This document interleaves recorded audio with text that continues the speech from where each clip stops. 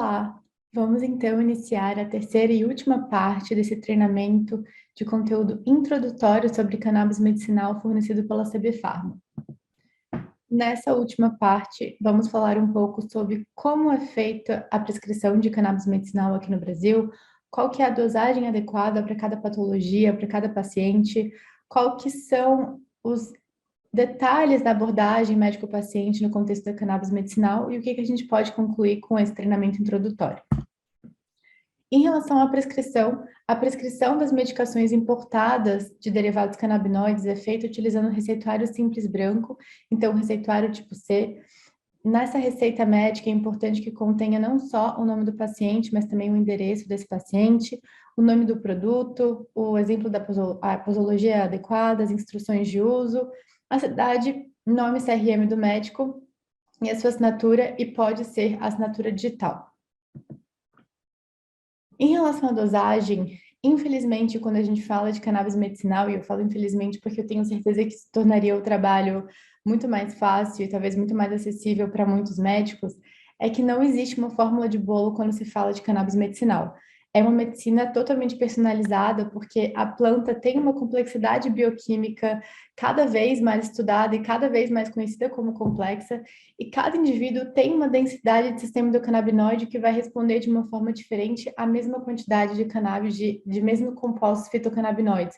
Então, diferente de um antibiótico, que você consegue estimar que a 90% das pessoas vai responder da mesma forma, no contexto da cannabis medicinal, ela vai atuar na mente e no corpo de pessoas de forma diferente, utilizando a mesma posologia em pessoas com o mesmo tipo de distúrbio.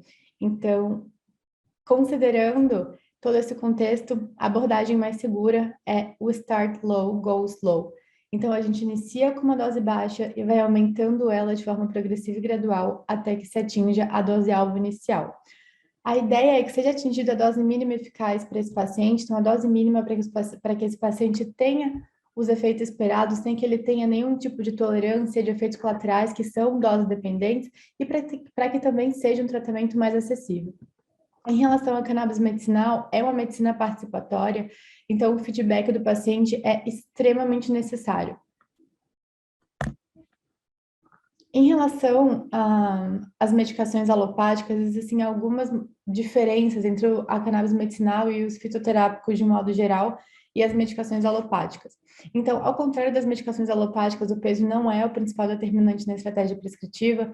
Existem crianças com epilepsia, com autismo, que vão ter que utilizar doses bem maiores de cannabis do que um idoso ou do que um adulto com sobrepeso que está tratando ansiedade e depressão. Falando, então, ainda dessas diferenças das medicações alopáticas com a cannabis medicinal, a grande maioria das medicações alopáticas, elas têm uma resposta monofásica. O que é isso? Quanto mais eu aumento a dose, mais eu tenho o efeito terapêutico. Então, por exemplo, no caso de um paciente com dor fazendo uso de dipirona, quanto maior a dose de dipirona, maior o efeito analgésico desse paciente. Em relação à cannabis, funciona um pouco diferente. Então, em um primeiro momento, eu aumento a dose e o paciente tem uma resposta positiva em relação à redução dos sintomas, a ter um benefício. Chega um momento, a depender da dose de cada paciente, de sensibilidade de individual, então de cada paciente, em que é atingido um platô, aqui no gráfico que essa gotinha indica o platô, e se a gente aumentar demais a dose, o paciente pode começar a ter uma redução dos efeitos terapêuticos que já foram obtidos e até mesmo surgimento de efeitos colaterais e de efeitos paradoxais. Então, isso funciona, eu gosto de explicar para os pacientes de uma forma bem acessível e fácil deles entenderem que funciona mais ou menos como a ingesta de álcool. Então, por exemplo, vamos supor que eu, Luísa, decidi que hoje eu quero beber vinho porque eu quero ficar animada. Então, para mim, eu sei que 2 taças de vinho vai ser ótimo, vai me trazer esses máximos benefícios de me deixar tranquila e me deixar animada. E eu sei que se, por exemplo, eu beber 4 taças de vinho, eu já vou ter um efeito de ficar mais sonolenta, mais letárgica. Se eu beber 5 taças de vinho, eu vou com certeza absoluta dormir. Então, a cannabis, ela funciona mais ou menos da mesma forma. Eu explico dessa forma para o paciente, para que eles não se empolguem em achar que em um momento de crise o mais vai ser melhor, porque muitas vezes não é isso que acontece. Como é realizada, então, a dosagem do canabidiol? Como já foi mencionado antes, existe uma variação em relação aos produtos hoje disponíveis de cannabis medicinal, da equivalência entre gotas e ml, podendo variar, então, de 18 a 42 gotas, equivalendo a 1 ml. Levando isso em consideração, é muito importante que antes de prescrever um óleo, para que a gente compreenda de fato quantos miligramas de cada fitocannabinoide o paciente está usando, a gente exige de qualquer empresa com a qual a gente vai estar trabalhando essa equivalência. Em relação ao óleo da CB Pharma, é conhecido que 35 gotas vão equivaler a 1 ml. Então, fazendo ali uma regra de 3 simples, como um frasco vai ter 30 ml, né? Então, em um frasco de 30 ml, você vai ter ali aproximadamente 1.050 gotas. Então, 1.050 gotas equivalem a 1.500 miligramas. Nos dias 1 e 2, então, essa aqui é uma forma de iniciar o tratamento ainda com aquela abordagem de start low, go slow. Então, a gente inicia com uma dose baixa e vai aumentando aos poucos até que se atinja a dose mínima eficaz para esse paciente, a dose alvo inicial. Então, aqui nessa sugestão posológica, se inicia com 2,5 a 5 miligramas, o que, com o óleo da CB Pharma, vai equivaler a aproximadamente, então, 2,5 a 2 gotas e 5 miligramas, aproximadamente ali 4 gotas, tá? Aumentando, então, de 2 em 2 ou então de 4 em 4, dependendo do paciente, da dose alvo inicial desse paciente, do perfil de segurança que já foi criado também para esse paciente. Quando se utilizam óleos full spectrum, é conhecido que a grande maioria dos pacientes vai ter efeitos terapêuticos com doses diárias baixas a intermediárias de canabidiol, então de 10 a 30 miligramas por dia. Dificilmente os pacientes não vão ter nenhuma resposta terapêutica com doses maiores. Caso o paciente atinja doses acima de 70 miligramas de canabidiol, com exceção de pacientes com autismo e de epilepsia, em que comumente são necessárias a utilização dessas doses maiores, é importante rever a estratégia terapêutica desse paciente. Em relação à dosagem do THC, então, se utiliza uma dose bem menor do THC, é indicado, então, iniciar com 1,5 a 2,5 miligramas de THC, fazendo também esse ajuste, recomendo que seja feito de 1,5, 1,25 miligramas em 1,5 miligramas, para que o paciente, então, compreenda qual que é o principal efeito terapêutico do THC, sem que tenha nenhum tipo de psicotoxicidade. Aqui, em relação ao CBD, vocês podem perceber que foi iniciado, aqui a luazinha indica que foi iniciado o tratamento durante a noite, e já ali na primeira vez que o paciente faz esse ajuste, pode ser adicionado durante a noite, e durante o dia, já alguma posologia. Já durante, quando a gente faz uma prescrição com óleo que tem uma maior quantidade de THC, é também indicado que se inicie o tratamento à noite. E até mesmo antes de passar para amanhã, é importante orientar, então, o paciente utilizou durante a noite, se sentiu um pouco sonolento, então tomar um pouco mais de cuidado em relação a prescrever o óleo de THC para esse paciente para ser utilizado durante o dia, já que o principal efeito dentro do contexto medicinal com a utilização do THC é o efeito da sonolência, que pode ser muito benéfico, inclusive pode ser uma das indicações terapêuticas de um óleo rico em THC. Porém, a gente não quer que um paciente fique sonolento ou que tenha nenhuma alteração em relação à realização das suas atividades durante o dia. Então, é orientado que se comece a utilização do THC durante a noite.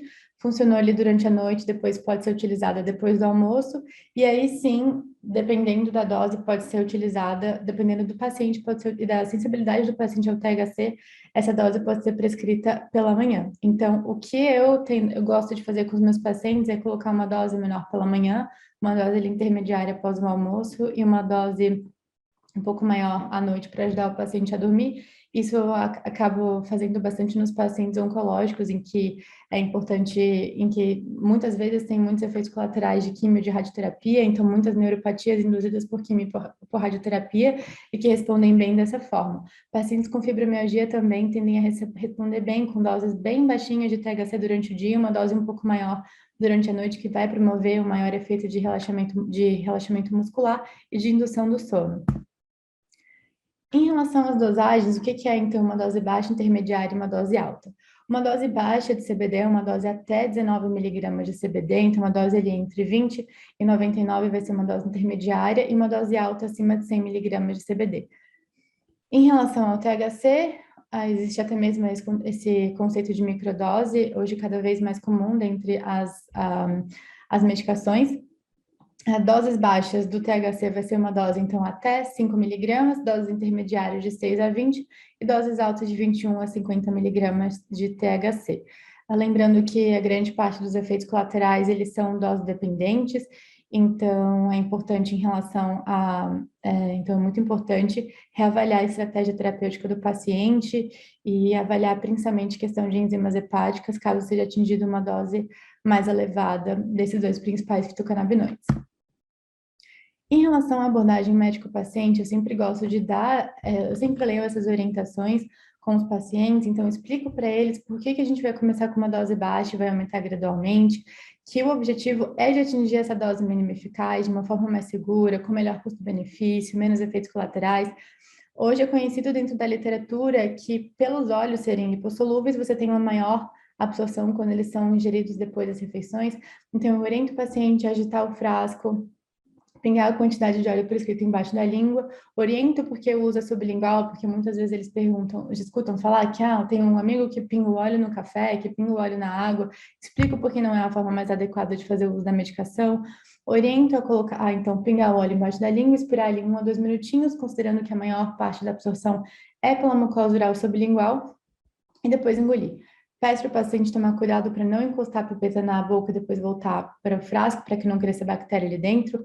O que eu estou gostando de orientar é falar para os pacientes a pingarem o óleo olhando para o espelho, para que eles consigam ver de fato quantas gotas estão caindo ali. E sempre gosto de deixar um canal aberto para que o paciente, principalmente os pacientes que são mais complexos, me informem com qualquer alteração desagradável em relação a sono, ao humor, pressão arterial, apetite, náuseas, desconforto gástrico, hábito intestinal, tontura, qualquer outra percebida.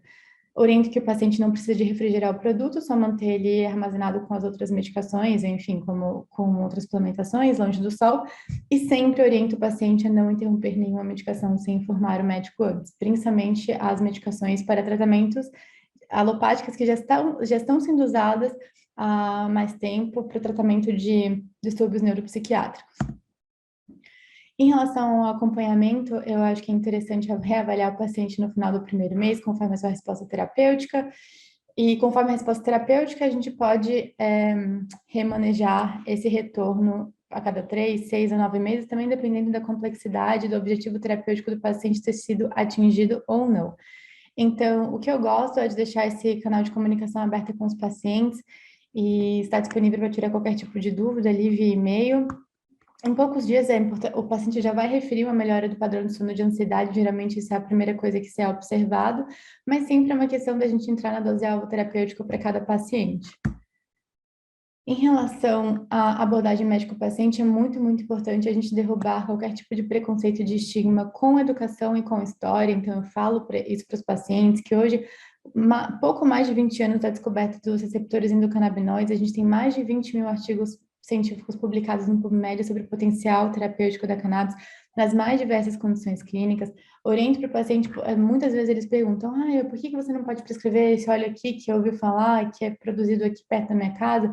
Eu oriento para os pacientes, né, como é importante a gente levar a sério a cannabis como qualquer outra medicação alopática. Então, eu prescrevo um produto que é devidamente qualificado, testado, padronizado e bem indicado, e por isso que não é prescrito qualquer óleo. Eu acho que esse é um papel muito importante do médico.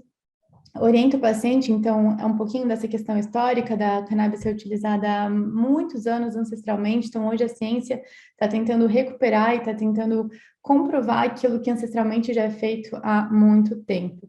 E é muito importante também alinhar a expectativa em relação a qual que é o resultado que o paciente espera com a terapia com cannabis medicinal. Essa é uma das primeiras perguntas que eu faço na minha anamnese, então quais são as suas expectativas em relação a cannabis medicinal, e é muito importante que essas expectativas estejam bem alinhadas.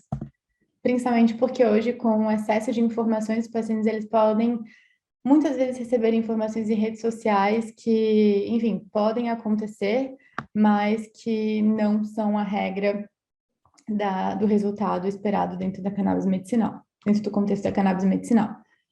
Falar que o paciente, que a medicação ela tem um amplo espectro de ação, então muitas vezes o paciente ele está tratando, ele procura o uso da cannabis medicinal por tremor essencial, e ele percebe que ele está menos ansioso, ele está menos irritado, está mais ajustável, está mais sociável, está mais produtivo, e o tremor talvez não tenha diminuído tanto, mas a qualidade de vida desse paciente melhorou significativamente. Então a gente explica esse amplo espectro de ação. Explico a resposta bifásica, gosto de usar o exemplo do álcool que eu já falei para vocês, oriento sobre os possíveis efeitos colaterais, oriento o uso com assertividade. Então, basicamente, dentro do contexto da cannabis medicinal, a individualização da prescrição é muito, muito importante.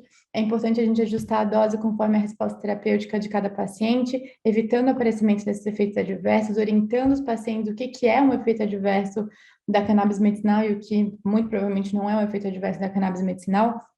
Para isso, faz sentido a gente começar com uma dose baixa, aumentar ela gradualmente. Quando o platô for alcançado, manter a dose mínima eficaz. Eu sempre falo para os pacientes que não é um milagre, não vai ser bom para todo mundo, não vai ser indicado para todo mundo, tem seus prós e seus contras, mas para muitos vai ser indicado como um teste terapêutico, principalmente para muitos que gostariam de opções mais naturais, com menos efeitos colaterais para lidarem com as condições neuropsiquiátricas e doenças crônicas que acometem a sua vida e que prejudicam bastante a sua qualidade de vida.